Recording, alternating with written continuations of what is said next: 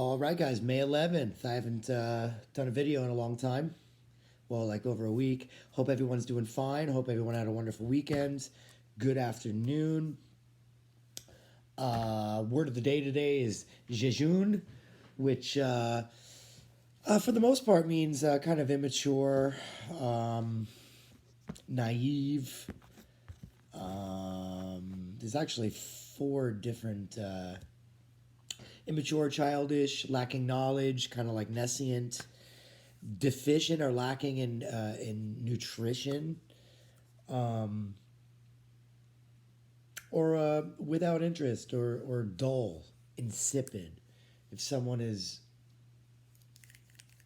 kind of dull and not very enthusiastic about something, then they would be considered jejun. Kind of immature and lacking knowledge for that matter. Which kind of helps you with linking all the words together, which is the prompt. There will be a word of the day test at some point coming up soon. I think it's going to be from visceral, prolific that week, quidnunc, rumpet, panacea, oneric, petrichor, to thalassic. Last week we had oristic to orgulus, and this week we start with jejun. I like to see some of you have been using a lot of the word of day words in a lot of your assignments, which is nice to see. One of your essays, of which you'll be getting, I actually assigned today, actually has to do with the word of the day. Let me go over those essays actually really quick. I'm sure I'll go over them in more detail in the near future, but right now I'll just go over them briefly. So I gave you 5 choices because I believe choice is very important when it comes to teaching writing and reading, and nobody really wants to write or read the same thing for that matter, especially when you have over 20 people. Choice number 1 and 2 both come from the University of Chicago, one of the best universities in the country, if you guys didn't know that. Number 1 is comparing people in the world. If you had to break it down, 2 types of people in the world, what would they be? This and that. Dog and cat. Coffee and tea. Great Gatsby and Catcher in the Rye. 2 totally different novels. Everyone knows there are 2 types of people in the world. What are they? These essays are very open to creativity, open to interpretation, open to thinking outside the box. There's really no right or wrong answer, but there's good writing and bad writing. Good expression, bad expression. Number 2, and once again, these first 2 ones are both admission exam essays for college freshmen.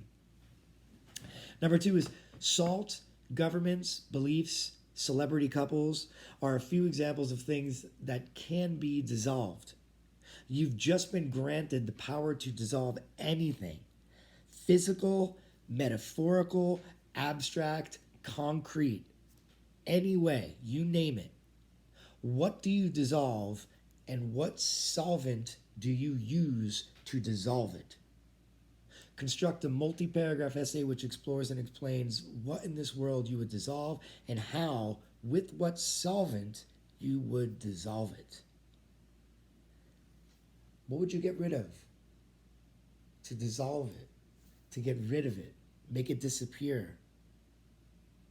How would you do it? What would that solvent be? Another essay that's really open to interpretation. You can be really creative with it if you'd like.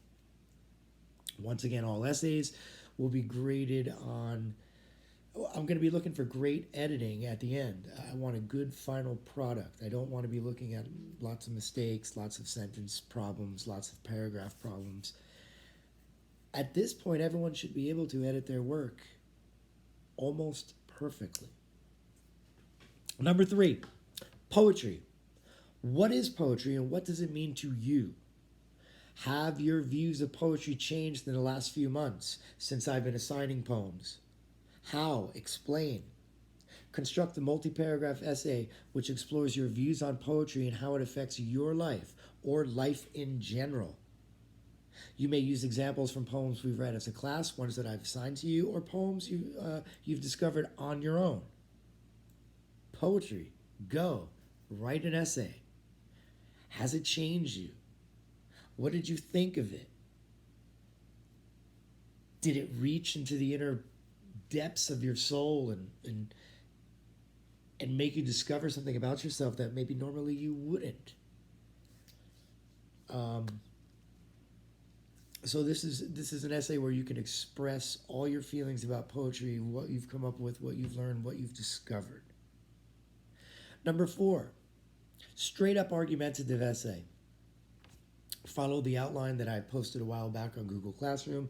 If you can't find it, ask me. Maybe I'll try to post it again. But it's up there. It's up there. Construct a 6-paragraph argumentative essay which explains what you think we should do for school come September, the fall. What changes should be done? What are the best options? Explore the possibilities and come up with your own arguments for what school should be like in September when we are supposed to return. So you're writing an argumentative essay giving solutions, ideas to what changes should be done to make school safe. Should we go back to school?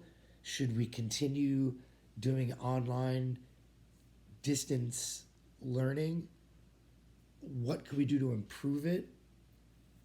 I mean, I could give you a million ideas, but I don't want to write the essay for you. Things such as new programs, new forums to learn on, but that's a whole other issue. What are your ideas? What are your ideas to implement school in the fall, in September, at the end of December for that matter? 5th option, write about a word of the day experience you've had. Perhaps it's about a time when you used one or more of the words, or maybe you came across one or more of the words in your reading, online, on television, radio, something. Construct a multi-paragraph essay which tells the story how the word of the day vocabulary has affected you. You can tell the experience of that word in general, a specific experience with one word or 2 words or a group of words, or you could talk about the words in general, how a whole bunch of them have come into your life and you've implemented them in some way or another. Some of these essays you may think are easier than the others, but that's not necessarily so. I'm going to be looking for really, really, really good essays. 4th marking period, going to 8th grade, you guys should be able to write a really, really well-written response, multi-paragraph. I mean, minor, if any, mistakes at all. The days of just writing something and handing it in, they're over. We have to start really honing in and producing quality work, quality essays, quality work.